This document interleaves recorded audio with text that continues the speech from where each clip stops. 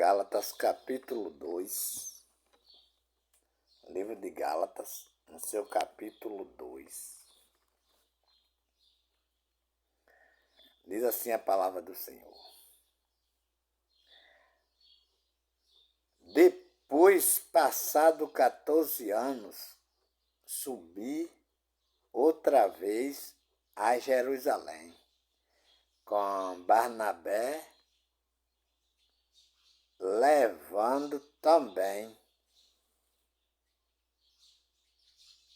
comigo Tito.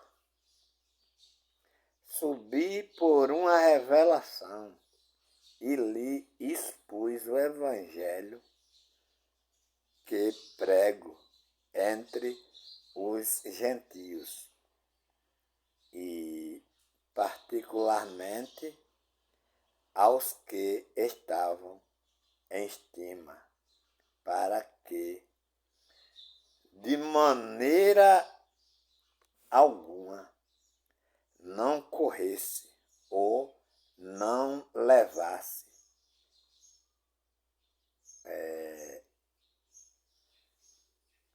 isso aí, ou não tivesse corrido em vão. Isso aqui é o 2, né? Então, quer dizer, diz que subi por uma revelação e lhes pus o evangelho que prego entre os gentios. Aqui é a palavra de Deus. Vou começar por aqui. Veja bem, qual o sistema que prega a verdade hoje da palavra de Deus? Eles estão pregando dízimo, eles estão pregando oferta, eles estão pregando carro, eles estão pregando moto, eles estão dizendo que se você der seu carro, você é abençoado. Se você der sua casa, você é abençoado. Se você der o seu dinheiro, você é abençoado. Mas se você não der nada disso, não tem nenhuma importância de visitar eles ali, porque você é simplesmente um amaldiçoado que não quer cooperar com os ensinamentos deles, que não quer cooperar com aquela base de ensinamento que eles pregam. Mas devemos imaginar e entender o que a Bíblia Sagrada diz. A Bíblia, ela não empata a pessoa contribuir. A Bíblia, ela não empata as pessoas ajudar outras pessoas. Mas a Bíblia quer saber se aquela ajuda vai chegar a outra pessoa. O movimento da Bíblia é esse.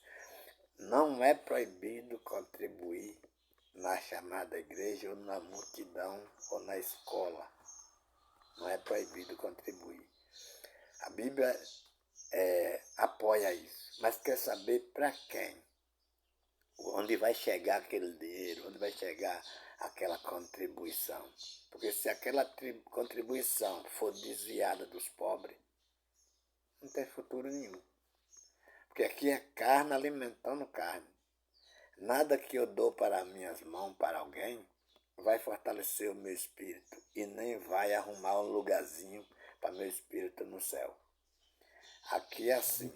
Eu estou matando a fome de alguém que precisa de coração, de amor. E se eu sozinho não posso, a maneira de eu ajudar os que têm fome, os que precisam de casa, os que precisam de dinheiro, é entrando em um ministério desse. Porque em um ministério desse, chamado igreja, há muitas pessoas lá.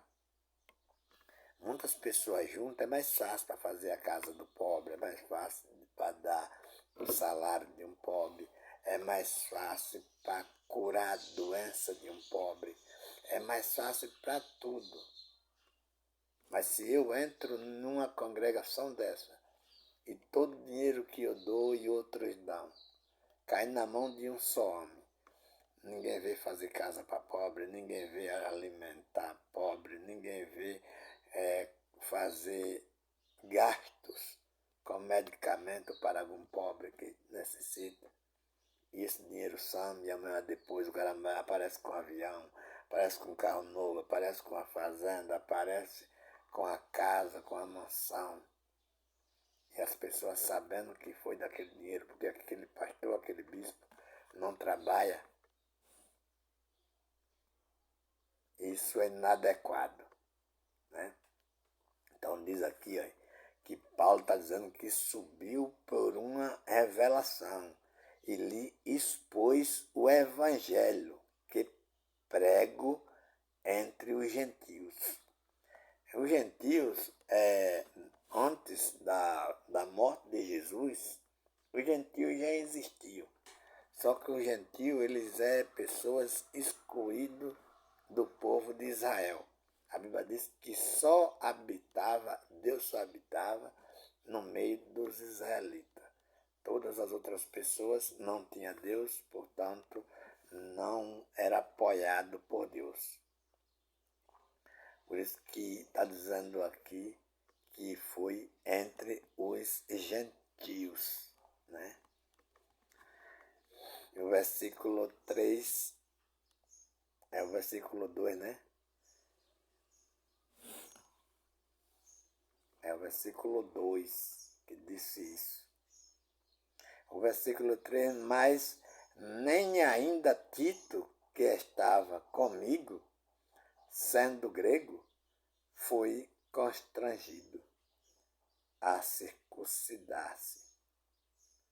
E isto por causa dos falsos irmãos que se tinham entremetido e secretamente entraram a espiar a nossa liberdade que temos em Cristo Jesus para nos pôr em servidão. E era isso aqui, que esses falsos irmãos que entraram no dia 8, é o versículo 4, né? Que entraram no dia 8 de janeiro para quebrar tudo lá e arrancar Lula e Alexandre de Moraes à força lá de dentro. Porque se Alexandre de Moraes e Lula estivessem nesse setor, em Brasília, trabalhando neste dia de domingo, e nenhum dos dois estaria cantando história hoje. Todos os dois estariam mortos. Por quem? Por esses falsos irmãos, por esses gananciosos, por esses mentirosos, por esses enganadores que levam o nome de bispo, que levam o nome de pastores, que levam o nome de missionário, porque quem entrou lá foi crente. Todos foi crente. A prova é que parte deles estavam orando fora para fortalecer aquela mentira lá dentro, para fortalecer aquele crime lá dentro, para fortalecer aquele ódio lá dentro. Aquele pessoal estava com ódio, aquele pessoal estava com crime, aquele pessoal estava transformados. Certo? E essas pessoas não devem ser chamadas de irmão. Essas pessoas não devem ser chamadas de pastores. Essas pessoas não devem ser chamadas de bispo. Não devem ser chamadas de apóstolo. O nome certo dessas pessoas é criminosos. Deve ser considerado como criminosos. Deve ser considerado como mentirosos. Deve ser considerado como gananciosos. Eles não têm nada de ensinamento de palavra de Deus. Eles não têm Deus no coração. Eles são cruéis, eles são maus. Um deles comparou professores pior do que traficante. Um deles comparou professor pior do que traficante. Né? você ver onde está o amor, para você ver onde está o carinho desse povo, para você ver onde é que está a graça desse povo. Qual é o coração que esse povo tem? Certo? Quem é pior do que traficante? Eu digo porque passei muito tempo no meio deles, sendo chamado de evangélico. Quando eu descobri que o evangelho não é homem, o evangelho é a palavra de Deus. Eu passei muito tempo e conheci. A máfia maior do que a máfia de traficante. Traficante não chega nem perto. É a máfia de bispo, a máfia de pastores, a máfia de missionário. Essa máfia que está plantada no Brasil, dominando um quarto do dinheiro do Brasil, está movimentando,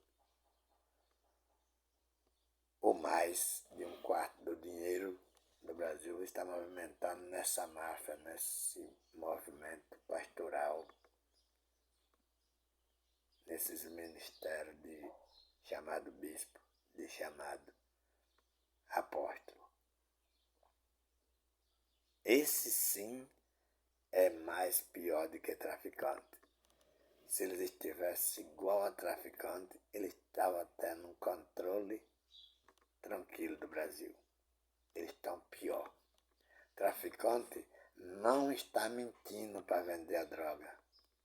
Não está mentindo para vender a mercadoria deles. Todo mundo que vai comprar sua droga vai sabendo o que vai comprar. Vai comprar o crack, vai comprar maconha, vai comprar todos os tipos dessas coisas. A pessoa já vai comprar aquilo e vai receber em suas mãos. Mas o que o pastor e o bispo estão vendendo ao povo,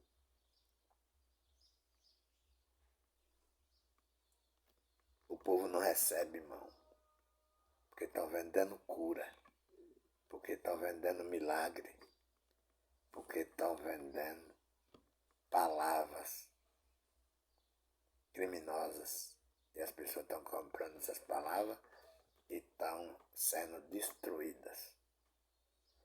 Vende chave de carro, vende chave de moto, vende chave de casa, vende lenço de Paulo, vende feijão ungido, vende martelo de justiça, martelinho de madeira, caríssimo. E isso não chega a abençoar, não chega a santificar, porque Cristo já santificou, Cristo já abençoou, Cristo já deu vida. Gálatas capítulo 1, versículo 6 em diante. Maravilho-me de que tão depressa passasses daquele que vos chamou a graça de Cristo para outro evangelho. Certo? Vos chamou a graça de Cristo para outro evangelho. O 7. O qual não é outro, mas alguns que vos inquietam e querem transtornar o evangelho de Cristo. Ou seja, eles fizeram essa maneira. A Bíblia mesmo está falando. Certo? Esse evangelho de invadir Brasília, esse evangelho de cobrar dízimo, esse evangelho de cobrar para pregar, esse evangelho de vender alguma coisa em nome de Jesus para ficar curado, isso é transtornar o evangelho de Cristo. É tirar o evangelho de Cristo que devia ser pregado e colocar essas mentiras aí, essas ganâncias aí, esses crimes aí. Por que é crime? Porque tudo que é mentira, seja cobrar dízimo nesse tempo, seja cobrar oferta nesse tempo, seja invadir Brasília para matar Lula ou matar Alexandre de Moraes que achasse lá, tudo isso é crime.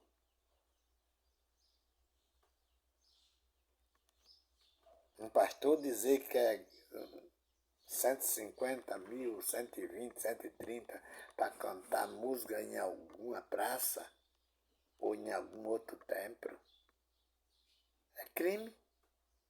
É transtornar o Evangelho de Cristo. É dizer, não, Cristo, não preciso de você. As suas palavras só servem para incentivar as pessoas a virem para cá. Mas quando chegar aqui, é as minhas palavras que vai valer.